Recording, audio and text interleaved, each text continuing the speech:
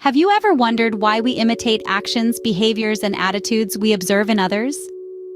It's an intriguing question, isn't it? This very concept is at the heart of what psychologists refer to as social learning theory. It's a theory that suggests we learn not just from our own experiences, but also by observing the actions and consequences of others' behavior. Now imagine the power that comes with this type of observational learning. It's monumental. It shapes our actions, molds our attitudes, and even influences the decisions we make. We're like sponges, absorbing the world around us and adapting accordingly. At the center of this fascinating theory is a man named Albert Bandura. A renowned psychologist, Bandura dedicated his life to understanding the intricate workings of human behavior, and his most famous contribution, a groundbreaking experiment involving a doll named Bobo. Albert Bandura, through his innovative experiment involving a doll named Bobo, sought to prove this theory. How can a child, a Bobo doll, and a hammer shed light on human behavior? Let's delve into the Bobo experiment. In the 60s, a psychologist named Albert Bandura conducted an experiment that would challenge previous theories of learning and behavior. His belief was that people, particularly children, learn not just through direct experience, but also by observing the actions of others. To test this theory, Bandura devised an experiment involving children, a 5-foot inflatable doll named Bobo, and a hammer. The setup of the experiment was simple yet ingenious.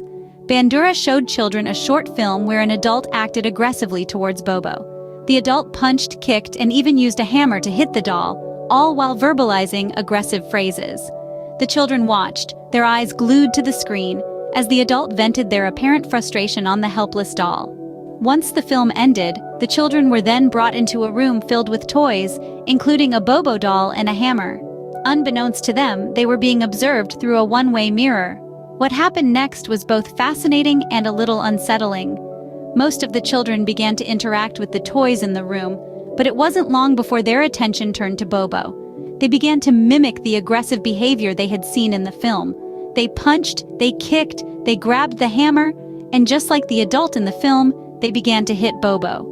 Some even started to echo the aggressive phrases they had heard. Bandura's experiment demonstrated that children could learn and imitate aggressive behavior simply by observing it, even without any direct reinforcement or punishment. This was a groundbreaking revelation, supporting Bandura's theory of social learning and challenging the prevailing behaviorist view that learning only occurs through direct experience. The results were clear. The children had learned and imitated the aggressive behavior. But what does this mean for us? The implications of the Bobo experiment extend far beyond the psychology lab, influencing how we understand learning, behavior, and even the media's influence on society. But that's a conversation for another time. For now, let's just say that the Bobo experiment is a powerful reminder of the profound power of observation. The Bobo doll experiment is more than a tale of children and toys. It's a profound insight into how we learn. Let's take a moment to reflect on the key points we've discussed.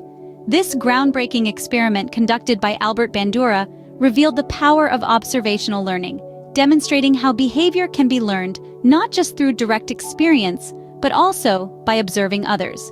This is the essence of the social learning theory. Now think about how this applies to our everyday lives. When you see someone being rewarded for a particular action, you're more likely to mimic that behavior, hoping for the same reward.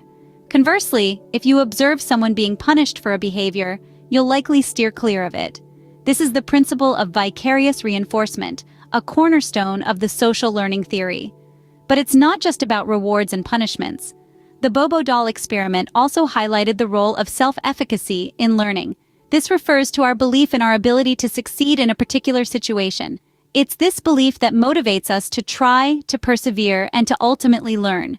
This understanding of how we learn has far-reaching implications in various fields, notably in education and psychology. In education, for instance, teachers can leverage the power of observational learning to encourage positive behaviors and discourage negative ones.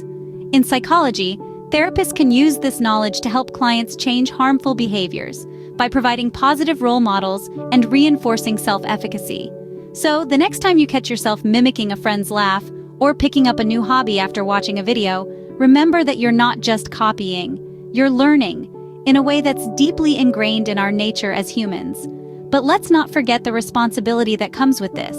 As we influence others through our actions, we must strive to be positive role models, promoting behaviors that are beneficial for ourselves and society.